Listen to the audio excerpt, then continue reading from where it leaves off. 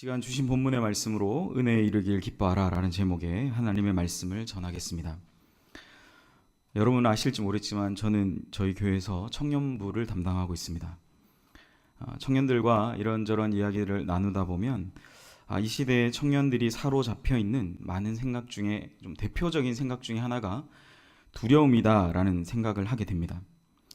특별히 때로는 두려워하지도 않아도 될 상황들을 두려워하고 너무 앞선 미래, 앞으로 될 일에 관한 그런 두려움에 사로잡혀서 현재 본인이 충실하게 하면 어느 정도는 극복할 수 있는 부분의 문제들까지도 미리 앞서가서 걱정하며 두려워하는 그런 청년들을 만날 때 참 마음이 아플 때가 있습니다. 좋은 일이 일어날 것 같은데? 라는 기대감이 들어요. 근데 걱정하고 있습니다. 괜한 두려움에 사로잡혀 있다라는 거죠. 그래서 옛날에 걱정도 팔자다 이런 말도 있지 않습니까? 우리가 일어나지 않고 나타나지 않을 그런 문제일 수도 있는데 우리가 미리 앞서가서 걱정하는 그런 모습들.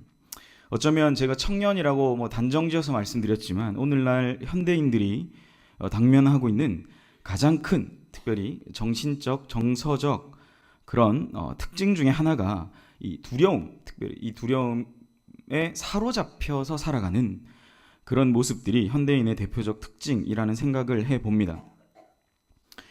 그런데 참 안타까운 것은 이 두려움이라는 이 감정, 생각 자체가 우리를 얼마나 파괴시키고 또 우리를 얼마나 메마르게 하고 우리의 생각을 얼마나 경직시키는지는 우리가 경계하지 않는 것 같습니다. 두려움이 계속되면 점점 그 심정, 그 마음이 침체되죠. 그 침체가 계속되다 보면 오늘날 너무나 흔해버린 질병. 우리 어르신들은 먹고 살기 바빠봐라. 우울할 새가 어딨냐. 그 우울, 그 정서적 심리적 우울증에 걸린 분들이 오늘날 이렇게 여러분 주변을 돌아보시면 아주 심심치 않게 우리가 발견할 수 있죠. 제가 중고등학교 때만 해도 우울증이라는 단어를 잘 몰랐어요, 사실. 근데 제가 이걸 언제부터 알게 됐냐면 제가 2004년부터 교회 사역을 시작했는데 교회 사역을 시작할 때만 해도 몰랐습니다. 근데 한 2007년경부터 이런 분들이 나타나기 시작했어요. 특별히 어느 계층에서 나타나기 시작했냐면 어르신들께는 계속 죄송한 말씀이지만 좀 젊은 그때 당시에 아이를 키우는 그런 어떤 여자분들의 중심으로 이제 이런 우울증의 증상들이 많이 나타나는 것들을 봤습니다. 근데 왜 그럴까라는 상담과 계속 신앙 상담들을 해나가다 보면 결국 그 가장 밑뿌리에 이 두려움이 존재한다는 거죠. 들어보면 이게 그럴 수 있겠네요라는 지점도 있지만 그렇지 않는 그 정도까지는 아닌 것 같은데요라는 생각이 드는 그런 부분까지도 미리 앞서가서 고민하고 또 두려워하고 자기 인생이 이렇게 될 것만 같다라는 그런 자괴감 그런 것들이 그 영혼을 아주 심각하게 파괴해 나가는 것들을 봅니다. 그러다가 또 기도회 가서 은혜 한번 받고 막 주여 한 3창 하면 또 끌어올라와서 또 하다가 또 이제 좀 상황과 환경에 어려움을 당하면 또 안 좋았다가 그러니까 좋았다 나빴다 좋았다 나빴다 하는 우리 조울증이라고 하죠. 좋았다 나빴다 이런 게 점점 그 격차가 커지는 모습들을 발견할 때 특별히 신앙인이라는 그러니까 신앙인이라는 이름을 달고 있는 우리가 교회 안에서 이런 모습들을 발견할 때 저는 참 너무 마음이 안타까웠습니다. 그래서 제가 이건 한 건 아닌데 성경학자들이 성경에서 두려워하지 말라라는 걸 단어로도 세봤나 봐요. 한 360번쯤 나온다고 합니다. 집에 가서 또 세보지 마시고 361번이네 또 이러지 마시고 두려워하지 말라라는 단어가 한 360번 정도 나온대요.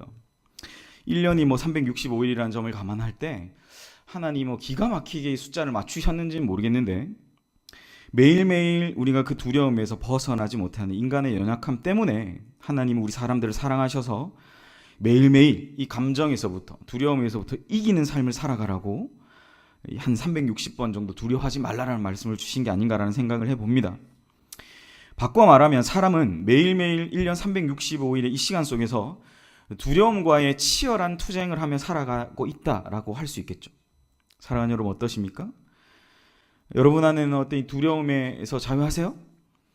아침에 일어날 때 저도 가끔 그러는데 그냥 괜히 마음이 공허해서 뭐라도 붙잡고 싶은데 잡을 게 없어요.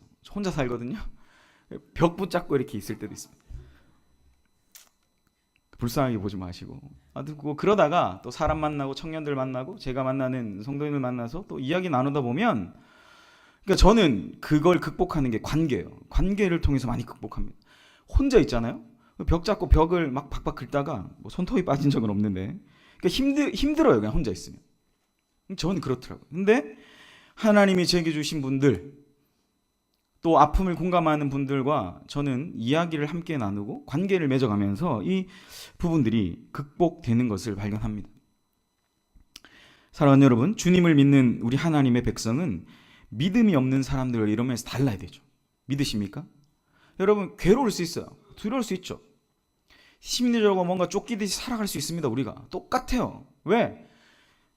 우리도 여전히 죄 아래, 그죠? 죄로부터 자유하지만 죄 아래 거하는 그 죄성의 본능에 또 따라서 살아가는 연약함을 분명히 가지고 있기 때문에 우리는 똑같아요. 사실 똑같이 고통스럽고 똑같이 아픕니다. 그러나 하나님을 믿는 주님의 백성들은 불신자들과 달리 여러분 이 두려움에서부터 다시 일어날 수 있는 그런 은혜가 우리에게 있다는 사실을 여러분 기억하시기를 소망합니다.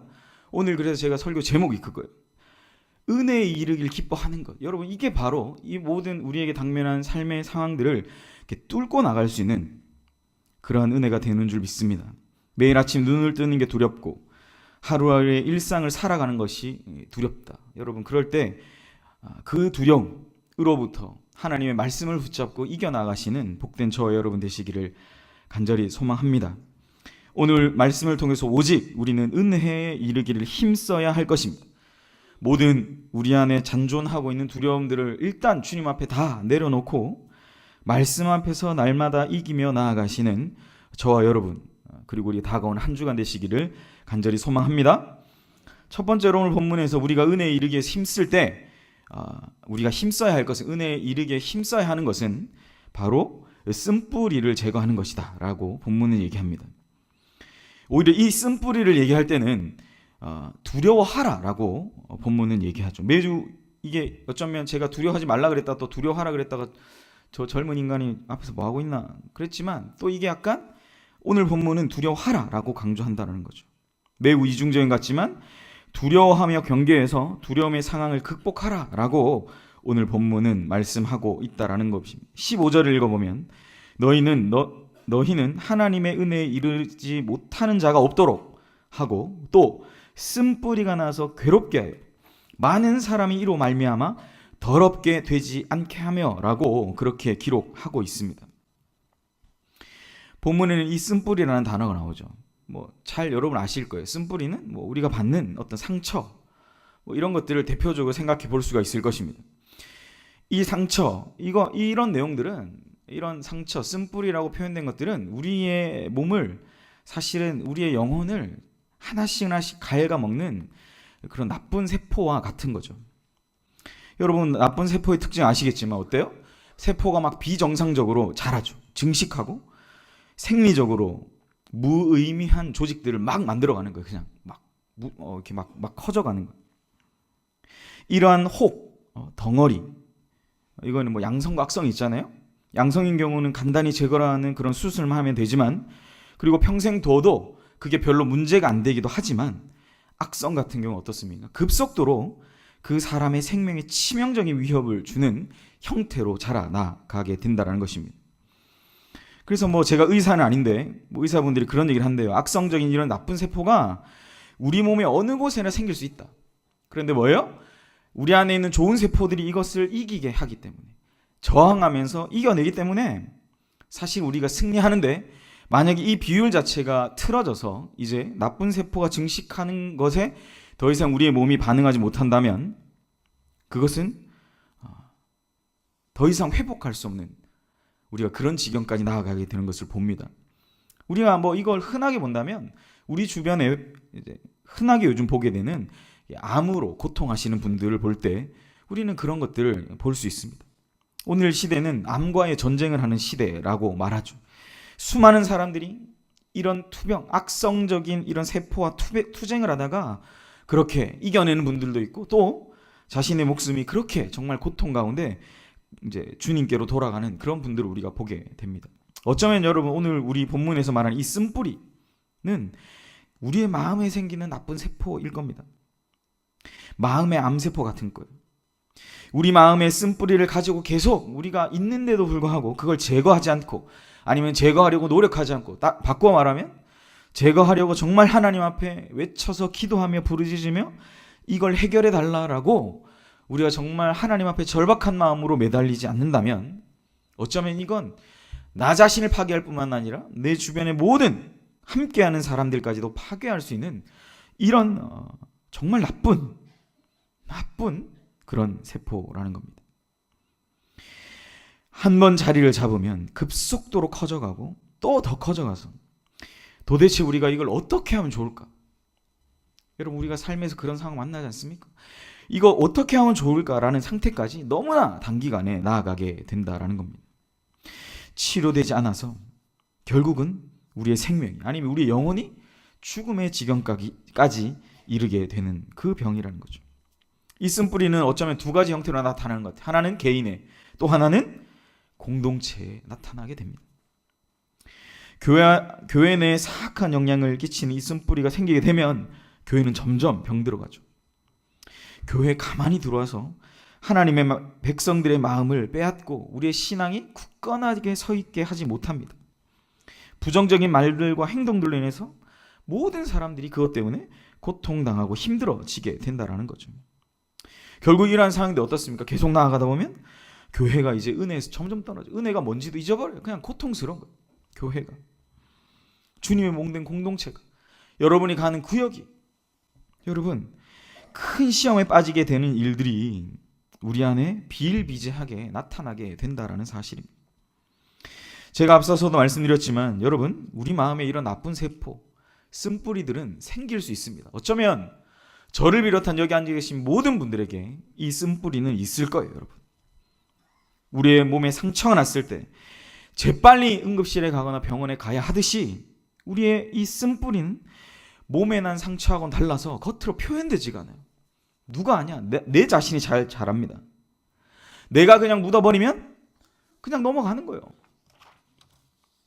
기억해야 할 것은 뭡니까, 여러분? 보이지 않는 상처, 보이는 상처에 우리가 집중해야 될 것이 아니라 우리 안에 보이지 않는 상처 때문에 내가 또 다른 사람에게, 내가 또 다른 대상에게, 나뿐만 아니라 타자, 다른 사람에게 이런 심각한 피해와 데미지를 줄 수 있다는 것. 내 눈에 보이지 않는 나 자신, 또한 타인이 가지는 마음에 그 더 깊고 큰 상처를 주고 더 많은 영향력을 미치게 된다는 사실을 우리는 분명히 기억해야 합니다. 사랑하는 여러분, 우리가 은혜에 이르는 삶을 살기 위해서 분명히 알아야 돼요. 내 안에 가진 이 쓴뿌리들, 여러분 자신이 너무나 잘 아는 그것을 날마다 제거하며 나아가야 합니다.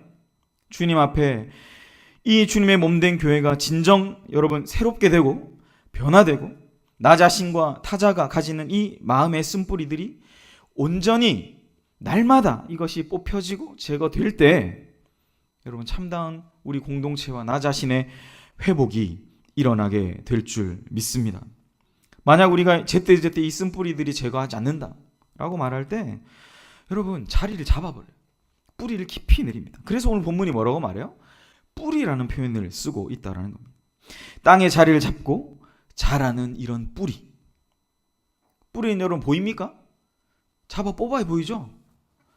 뽑는데 뽑아도 그 뿌리가 계속 나오는 거 경험해 보신 적 있습니까? 제가 예전에 어떤 모 교회에서 담임 목사님이 농장을 엄청 크게 하셔가지고 주말마다, 아니구나, 수요일과 금요일마다 끌려가서 그 담임 목사님의 농장에 농사꾼이 된 적이 있습니다.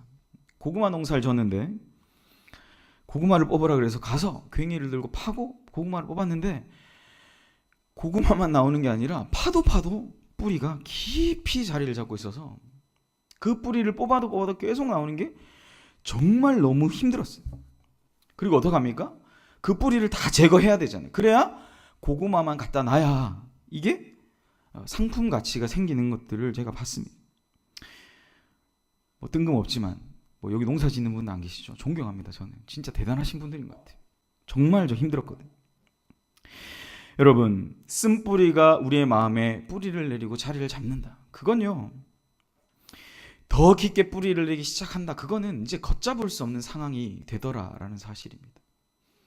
그러면 그 자리를 잡고 뿌리를 내리는 순간 이제 내가 더 이상 제어하거나 통제할 수 없는 그런 상황까지 나타나게 됩니다. 새싹이 나오고 땅 밑에서 엄청난 활동의 역사가 있다는 것.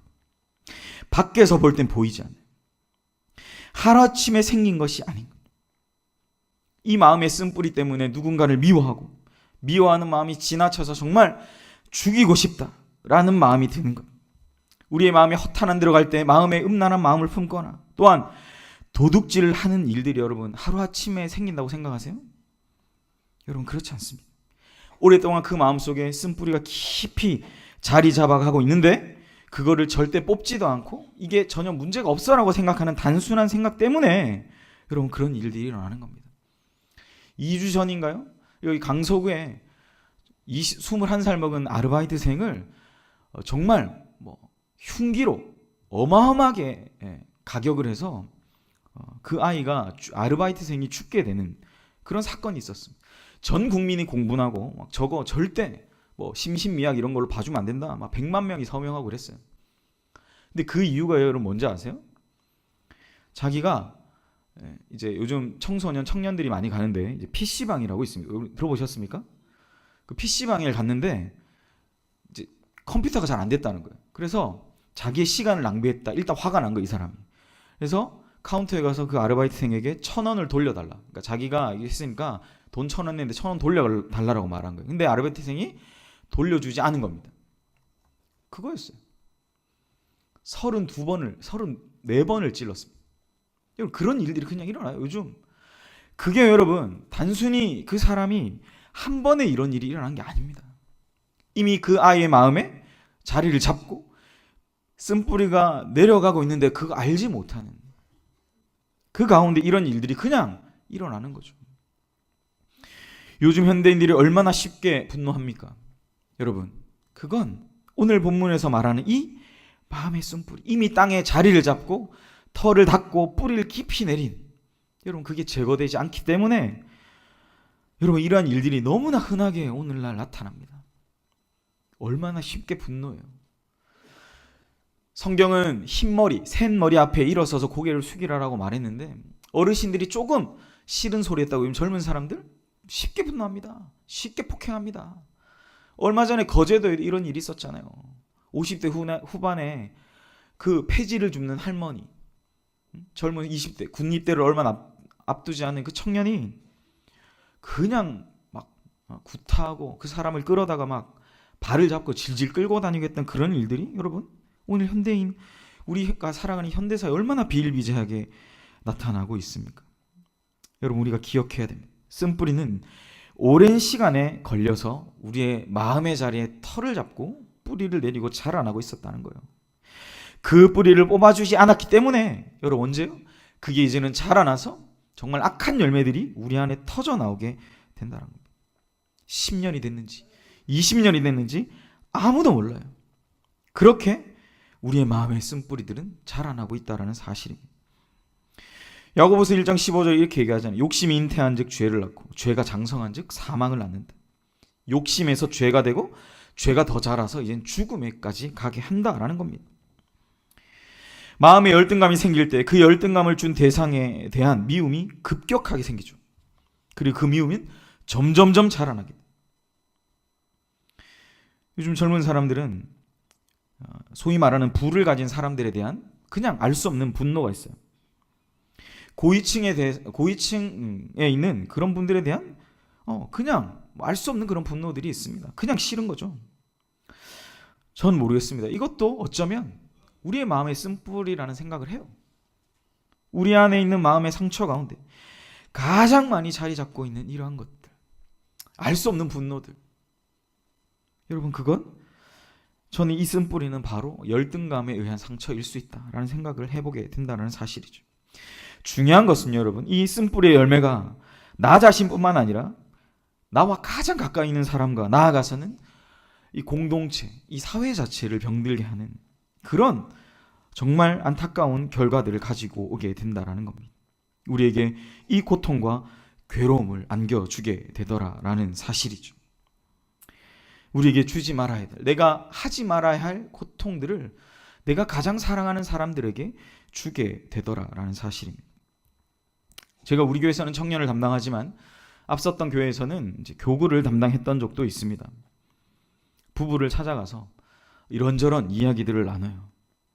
특별히 제가 남성분들에게 늘 죄송한 마음이지만 저는 사실 여성분들의 얘기를 많이 듣다가 좀 여성분들의 편에 많이 서게 됐습니다. 제가 남자지만 가정을 신방해서 들어보면 정말 여성분들이 의외로 남편에 의해서 아주 사소한 거에 상처를 크게 받는 그런 경우들을 많이 보게 됩니다. 그래서 전 결혼도 안 했고 총각 목사인데 저한테 막 와서 막 울면서 그렇게 자기의 상황을 얘기해요. 제가 좀 깜짝 놀래죠.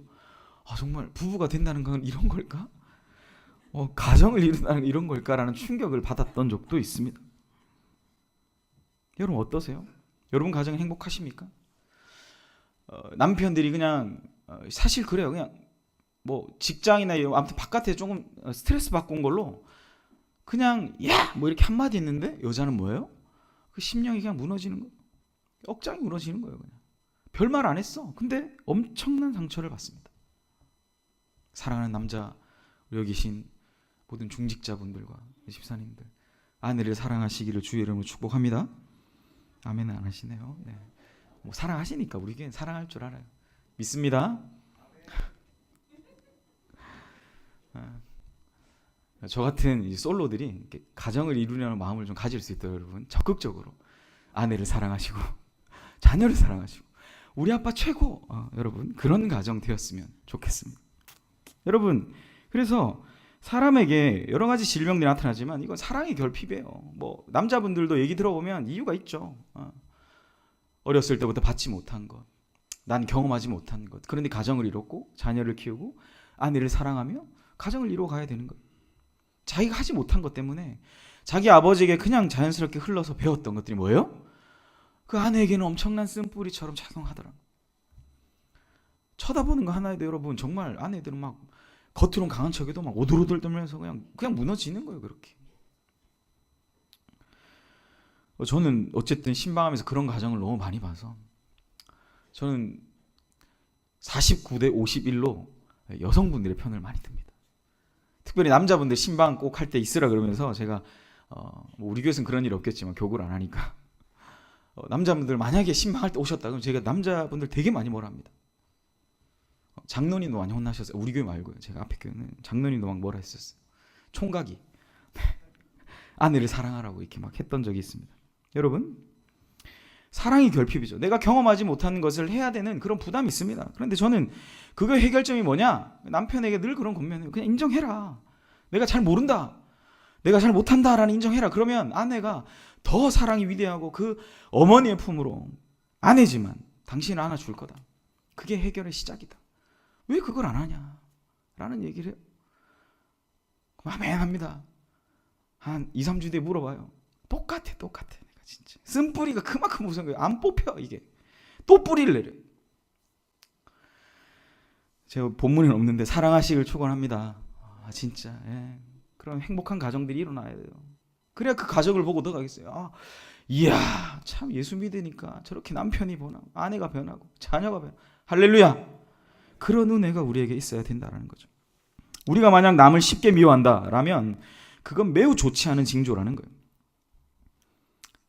내가 받지 못한 그거의 결핍에 의해 누군가를 미워하는 것이 아주 쉽게 사실 나타나죠. 그 상황을 견디지 못해요. 매사에 그냥 부정적으로 변해. 내가 이 얘기를 이 사람한테 가서 해야 되는데 내가 말하기 가장 편한 대상한테 한다니까요. 여러분 그 독을 그 사람한테 쏟아내는 거예요.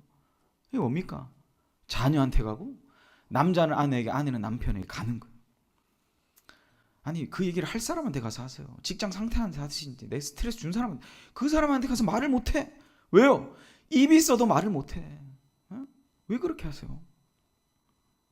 매사에 부정적으로 왜 그렇게 하세요? 이러한 쓴뿌리는 미움에서 나오고, 여러분 여기서 시기, 질투, 온갖 게 다 쏟아져. 모든 감정적 더러운 이 배설물들이 토해지듯이 터져 나오는 겁니다. 사랑의 결핍에 의한 미움과 증오는 여러분 자신을 죽이는 병이에요. 여러분 그걸 심각하게 생각하셔야 돼요. 또한 이 시대는 참 경제적으로 어려울 때, 그죠? 참 사람들이 많이 힘들어하는 모습들을 봅니다. 조금만 봐도 마음이 예민해지고 원망과 부정적인 마음으로 가득해지죠. 조그만한 그런 일들과 우리는 싸우려고 덤벼요. 여러분, 사람이 너무 사치한 것도 안 되지만 아굴의 기도처럼 여러분 중립, 중간의 그런 하나님의 은혜를 구하는 저와 여러분 되시기를 간절히 소망합니다. 여러분, 쓴뿌리는 결국 하나님의 그 은혜에서 우리를 점점 단절시킵니다. 오늘 본문에 은혜에 이르지 못한다는 말은 하나님의 은혜에서 이제 끊어진다는 말이에요. 하나님의 은혜를 잃어버리는 겁니다. 여러분, 이건 심각하지 않아요? 교회 공동체가 은혜를 모른다. 내 안에 하나님이 없는 것만 같다. 필립 얀시의 책인데 여러분, 내 안에 정말 하나님이 없는 것만 같다라는 사실이 얼마나 비참한 거예요. 내가 예수 믿는 사람인데 내가 그 주님의 사랑에서 점점 끊어져 간다. 그런데 내가 어쩔 수 없다. 나중에는 그 사랑에서 완전히 끊어졌다. 그건 여러분 예수 믿는 사람에게 가장 비참한 상태라는 것입니다. 여러분, 기독교는 은혜의 종교죠.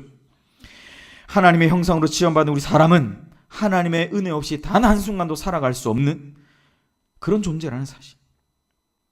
우리는 여러분 오직 하나님의 은혜로 살아가는 사람들임을 기억하시기를 주의 이름으로 간절히 축원합니다. 은혜에서 끊어진다는 건 여러분 저주요 재앙이라는 사실을 기억하세요. 그러니까 우리는 날마다 주일뿐만 아니라 월, 화, 수, 목, 금, 토 매일매일의 삶 가운데 이 은혜에 이르기를 기뻐하는 삶을 살아가도록 우리는 정말 애를 써야 되는 거예요. 정말 치열하게.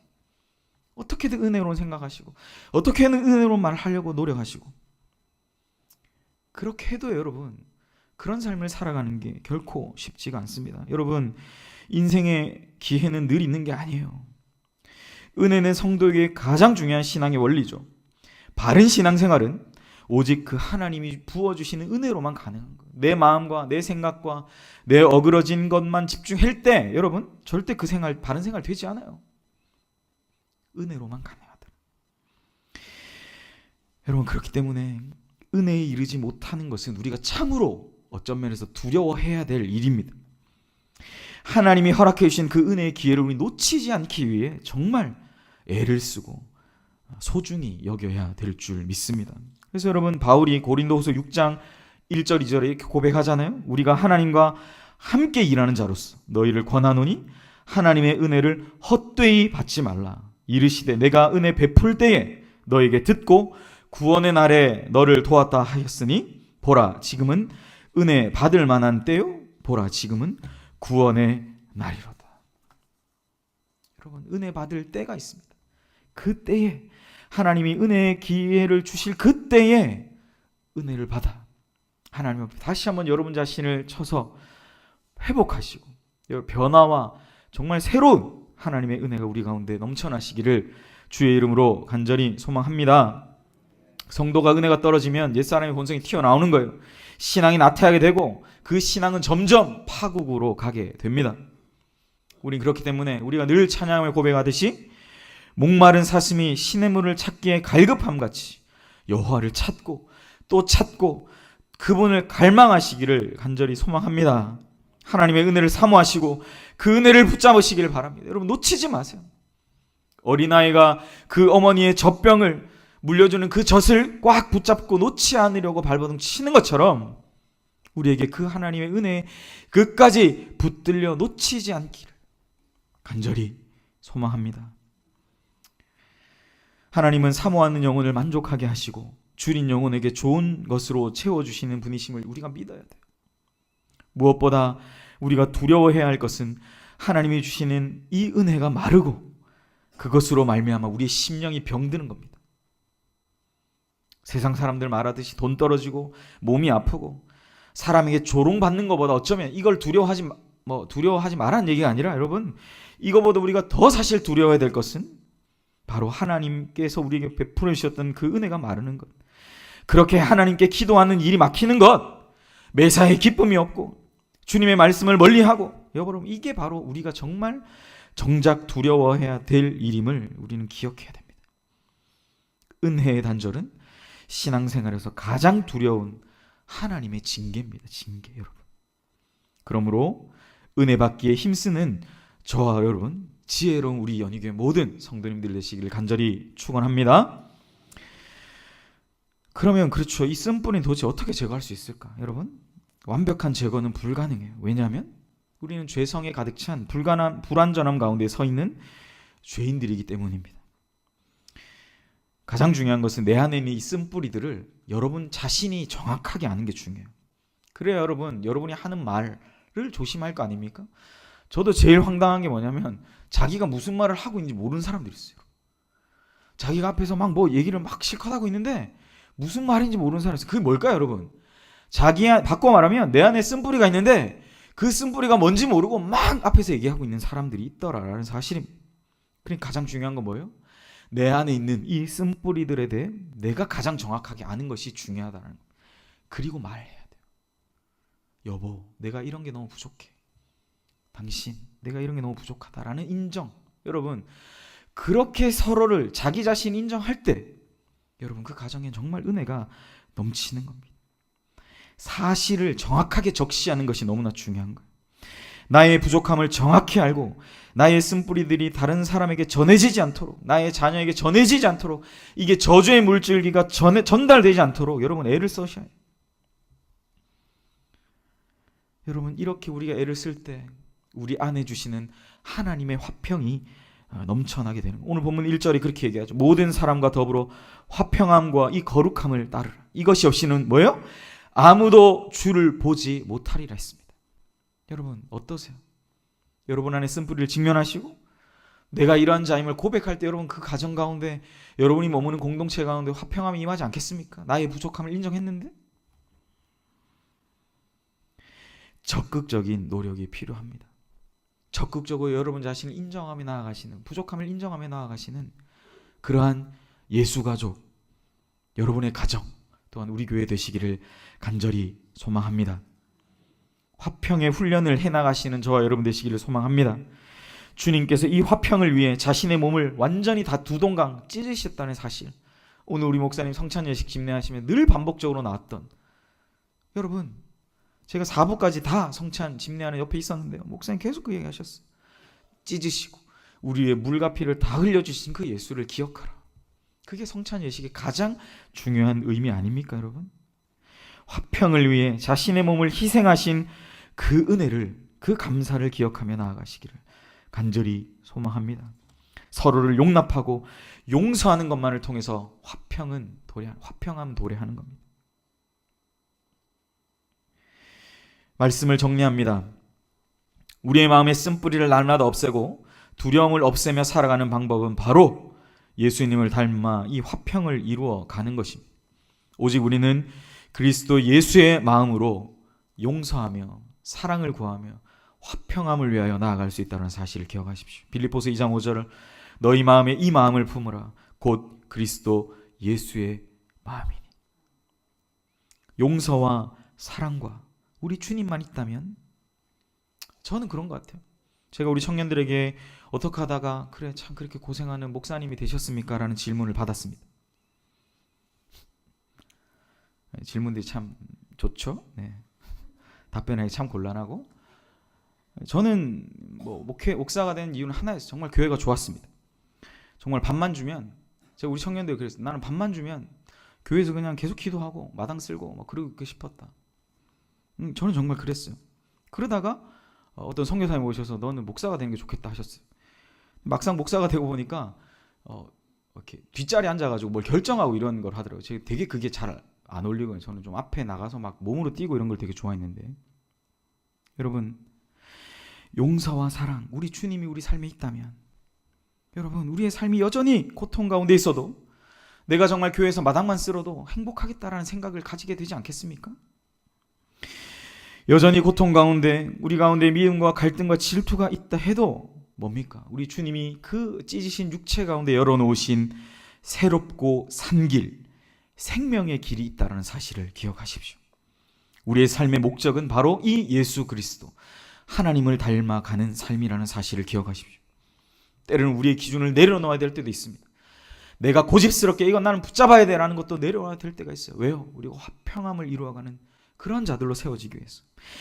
주님이 우리에게 허락하신 그 성품을 닮아가 살아가는 것, 그것이 바로 우리의 목적입니다. 사랑하는 여러분, 화평을 이루어가며 살아갑시다. 용서하며 살아갑시다. 이렇게 사는 것이 우리의 마음의 그 쓴뿌리에서부터 그걸 온전히 제거하는 게 불가능하지만 우리를 치료하고 다시 한번 믿음의 길을 굳건하게 걸어가게 하는 그러한 은혜, 그러한 예수가 우리 연희교회 모든 권속들 되시기를 간절히 소망합니다. 주님처럼 화평을 쫓으시고 주님을 닮아가는 복된 새롭게 시작되는 한 주간 되시기를 간절히 소망합니다.